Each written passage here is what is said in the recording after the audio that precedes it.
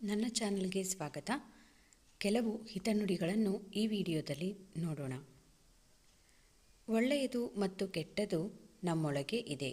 ಯಾವುದನ್ನು ನಾವು ಹೆಚ್ಚು ಉಪಯೋಗಿಸುತ್ತೇವೆಯೋ ಅದೇ ಬೆಳೆಯುತ್ತಾ ಹೋಗುತ್ತದೆ. ನನ್ನ ಬದುಕಲ್ಲಿ ಬರೋರಿಗೆ ಅದ್ಧೂರಿ ಸ್ವಾಗತ, ನನ್ನ ಬಿಟ್ಟೋಗೋರಿಗೆ ಭರ್ಜರಿ ಬೀಳ್ಕೊಡುಗೆ. ಜೀವನಾನೇ ಹಾಗೆ, ಎಲ್ಲದಕ್ಕೂ ತಯಾರಾಗಿರಬೇಕು. ಕಾಲಾಯ ತಸ್ಮೈ ನಮಃ. ಕೆಲವರು ಅರ್ಥನೇ ಆಗಲ್ಲ. ಒಂದೊಂದು ಸಾರಿ ನಾವು ಅಂದರೆ ತುಂಬ ಇಷ್ಟ ಅನ್ನೋ ಥರ ನಡ್ಕೋತಾರೆ. ಇನ್ನೊಂದು ಸಾರಿ ನೀನ್ಯಾರೋ ನಾನ್ಯಾರೋ ಅನ್ನೋ ಥರ ಆಡ್ತಾರೆ. ಯಾಕೆ ಈ ಥರ?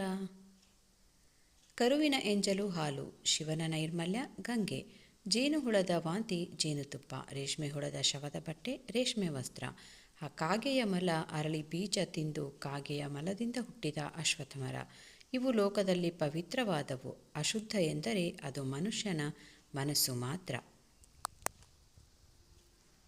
ಬದುಕೆಂದರೆ ಬಿರುಗಾಳಿಯಲ್ಲೂ ದೀಪವೊಂದನ್ನು ಬೆಳಗಲು ನಿರಂತರ ಪ್ರಯತ್ನಿಸುವುದು. ಕೆಲವೊಮ್ಮೆ ಮನೆಯ ಒಂದು ಇಟ್ಟಿಗೆಯು ಇಡೀ ಮನೆಯನ್ನು ತಾನೇ ಹೊರುತ್ತಿದ್ದೇನೆ ಎಂದು ಭಾವಿಸಿಬಿಡುತ್ತದೆ. ನನ್ನಿಂದಲೇ ಎಲ್ಲವೂ ಆಗುತ್ತಿದೆ ಎಂದುಕೊಳ್ಳುವವರು ಇದರಷ್ಟೇ ಮೂರ್ಖರು. ನಿಮ್ಮ ಹಿಂದೆ ಮಾತನಾಡುವವರ ಬಗ್ಗೆ ತಲೆಕೆಡಿಸಿಕೊಳ್ಳಬೇಕಿಲ್ಲ. ಏಕೆಂದರೆ ಅವರಿಗೆ ನಿಮ್ಮ ಮುಂದೆ ಮಾತನಾಡುವ ಯೋಗ್ಯತೆ ಇರುವುದಿಲ್ಲ ಅಷ್ಟೇ. ಭಗವಂತನ ಕೈಯಲ್ಲಿ ಎಲ್ಲವೂ ಇರುತ್ತದೆ, ಆದರೂ ಸುಮ್ಮನಿರುತ್ತಾನೆ. ಮನುಷ್ಯನ ಕೈಯಲ್ಲಿ ಏನೂ ಇರುವುದಿಲ್ಲ, ಎಲ್ಲವೂ ಇದೆ ಅನ್ನುವ ಭ್ರಮೆಯಲ್ಲಿರುತ್ತಾನೆ. ತೂಕ ಹೆಚ್ಚಾದರೆ ಏನು ಮಾಡಬೇಕು ಎಂಬ ಪ್ರಶ್ನೆಗೆ ಗುರುಗಳಿಂದ ಬಂದ ಅತ್ಯುತ್ತಮ ಉತ್ತರ ಇದು.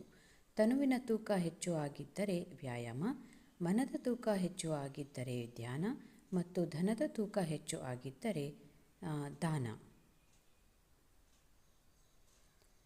ದಿನವೂ ವ್ಯಾಯಾಮ ಮಾಡಬೇಕು, ಅದನ್ನು ತಿನ್ನಬೇಕು, ಇದನ್ನು ತಿನ್ನಬಾರದು, ಅಷ್ಟು ನೀರು ಕುಡಿಯಬೇಕು, ಇಷ್ಟು ನೀರು ಕುಡಿಯಬಾರದು ಅನ್ನೋದೆಲ್ಲ ಕೇವಲ ಮನುಷ್ಯನ ಒಂದು ಲೆಕ್ಕಾಚಾರವಷ್ಟೇ. ಭಗವಂತನ ಲೆಕ್ಕಾಚಾರ ಬೇರೆಯೇ ಇರುತ್ತದೆ.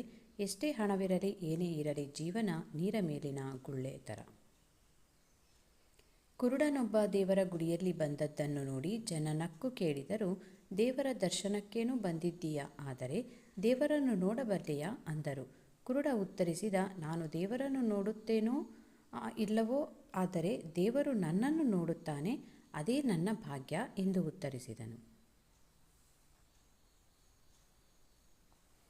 ಮನಸ್ಸು ಪರಿಶುದ್ಧವಾದಾಗ ಅದೇ ಗುರುವಾಗಿ ಮುಂದೆ ನಿಂತು ಎಲ್ಲವನ್ನೂ ಬೋಧಿಸುತ್ತದೆ. ಎದ್ದು ನಿಂತು ಮಾತನಾಡಲು ಧೈರ್ಯ ಬೇಕಾಗುತ್ತದೆ. ಅದೇ ಧೈರ್ಯ ಕುಳಿತುಕೊಂಡು ಕೇಳಿಸಿಕೊಳ್ಳಲು ಕೂಡ ಬೇಕಾಗುತ್ತದೆ. ನುಡಿಮುತ್ತು. ನಮ್ಮ ಭಾವನಾತ್ಮಕ ಆರೋಗ್ಯವನ್ನು ರಕ್ಷಿಸಲು ಕೆಲವು ಜನರನ್ನು ದೂರ ಇಡುವುದು ದೌರ್ಬಲ್ಯವಲ್ಲ, ಅದು ಬುದ್ಧಿವಂತಿಕೆ. ಕೆಟ್ಟವರಿಂದಲೂ ಕಲಿಯುವುದು ಸಾಕಷ್ಟಿದೆ. ಏನೇನು ಮಾಡಬಾರದು ಎಂಬುದಕ್ಕೆ ಅವರು ನಮಗೆ ಉದಾಹರಣೆ ಆಗಬಲ್ಲರು. ಎಲ್ಲರನ್ನೂ ಗಮನಿಸಿ ಕಲಿಯೋಣ.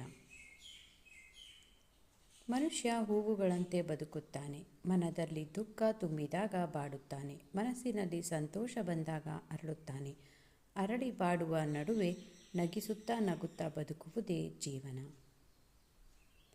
ನನ್ನ ಬಗ್ಗೆ ನನ್ನ ಹಿಂದೆ ನೀನು ಕತೆ ಹೇಳಿದರೆ ನಿನ್ನ ಹಿಂದೆ ನಿನ್ನ ಬಗ್ಗೆ ಬೇರೊಬ್ಬರು ಕಾದಂಬರಿ ಬರೆಯುತ್ತಾರೆ. ನೆನಪಿರಲಿ, ಕಾಲ ಯಾರನ್ನೂ ಸುಮ್ಮನೆ ಬಿಡುವುದಿಲ್ಲ. ತಲೆಗಳಲ್ಲಿ 4 ವಿಧ. ಅತಂತ್ರ ತಲೆ. ಈ ತಲೆ ತನಗೂ ತಿಳಿಯೋದಿಲ್ಲ, ತಿಳಿದವರು ಹೇಳಿದ್ದನ್ನು ಕೇಳುವುದಿಲ್ಲ. ಪರತಂತ್ರ ತಲೆ. ಹೌದಪ್ಪಗಳ ಚಾವಡಿಲಿ ಹೌದಪ್ಪ, ಅಲ್ಲಪ್ಪಗಳ ಚಾವಡಿಲಿ ಅಲ್ಲಪ್ಪ ಅಂತ ಅವರು ಹೇಳಿದ್ದಕ್ಕೂ ಗೋಣು ಆಡಿಸುತ್ತದೆ, ಇವರು ಹೇಳಿದ್ದಕ್ಕೂ ಗೋಣು ಆಡಿಸುತ್ತದೆ. ಕುತಂತ್ರ ತಲೆ. ಬಾಯಲ್ಲಿ ಬೆಣ್ಣೆ ಬಗಲಲ್ಲಿ ದೊಣ್ಣೆ ಎನ್ನುವಂತಹ ನಯವಂಚಕ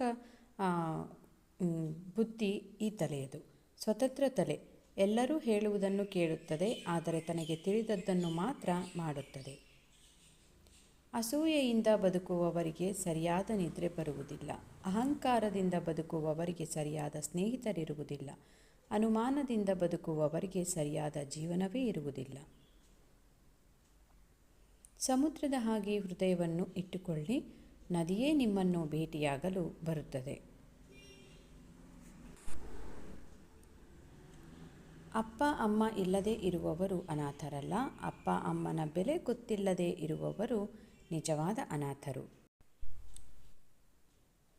ರಾತ್ರಿಯಲ್ಲಿ ಹೂವಿಗೂ ತಿಳಿದಿರುವುದಿಲ್ಲ ಬೆಳಿಗ್ಗೆ ಮಂದಿರಕ್ಕೋ ಅಥವಾ ಸ್ಮಶಾನಕ್ಕೋ ಎಂದು.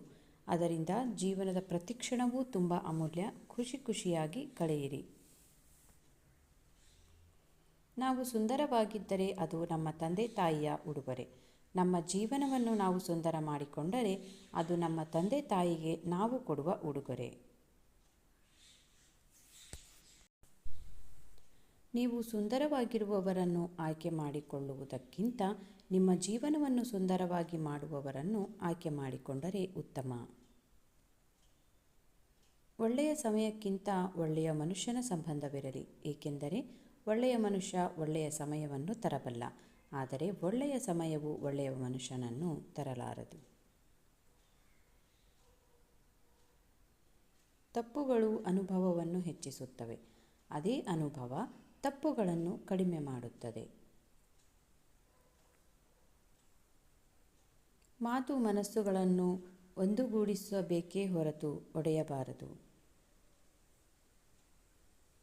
ಜನರಿಗೆ ಹಿರಿಯರಿಂದ ಬರುವ ಆಸ್ತಿಯಲ್ಲಿ ಭಾಷೆಯೂ ಒಂದು. ಅದು ಚೆನ್ನಾಗಿದ್ದಷ್ಟು ಭೂಷಣ.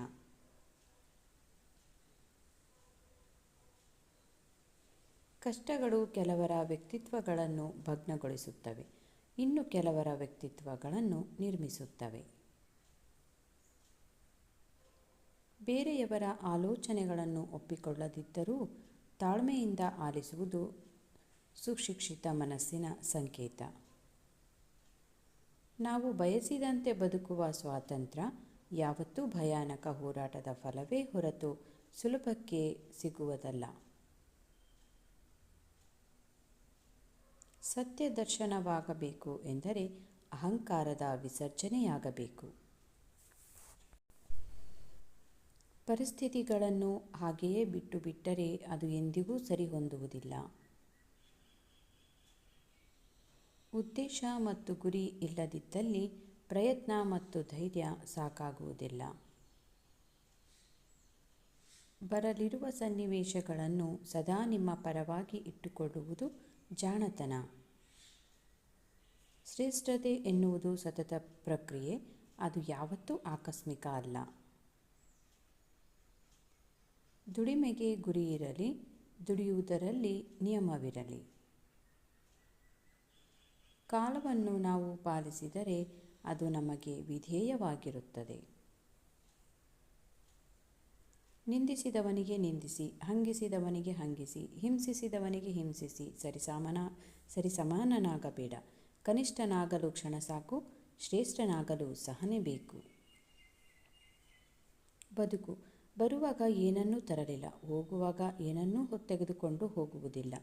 ಹೋಗಿ ಬರುವ ನಡುವೆ ದ್ವೇಷ ಯಾಕೆ? ಸಾಧ್ಯವಾದರೆ ಎಲ್ಲರನ್ನೂ ಪ್ರೀತಿಸೋಣ, ದ್ವೇಷಕ್ಕೂ ಪ್ರೀತಿಯ ಕೊಟ್ಟು ಸ್ನೇಹದಿಂದ ಬದುಕೋಣ. ಚಿಂತೆ ಇಲ್ಲದ ಜೀವನವನ್ನು ದೇವರು ಯಾರಿಗೂ ನೀಡುವುದಿಲ್ಲ, ಆದರೆ ಚಿಂತೆಯನ್ನು ಮರೆಸುವಂತಹ ಪ್ರೀತಿ, ಸ್ನೇಹ ಮತ್ತು ಸಂಬಂಧಗಳನ್ನು ನೀಡುತ್ತಾನೆ. ದೇವರು ಕೊಟ್ಟ ಇಂಥ ಅತ್ಯಮೂಲ್ಯವಾದ ಸಂಬಂಧಗಳು ಜೀವನದಲ್ಲಿ ಶಾಶ್ವತವಾಗಿರಲಿ. ಸತ್ಯದ ಜೊತೆ ಬದುಕುವವನು ಯಾರಿಗೂ ಹೆದರಬೇಕಾಗಿಲ್ಲ. ಪ್ಲೀಸ್ ಲೈಕ್ ಮಾಡಿ, ಶೇರ್ ಮಾಡಿ, ಸಬ್ಸ್ಕ್ರೈಬ್ ಮಾಡಿ. ಕನ್ನಡಿಗರನ್ನು ಬೆಳೆಸಿ. ಧನ್ಯವಾದಗಳು.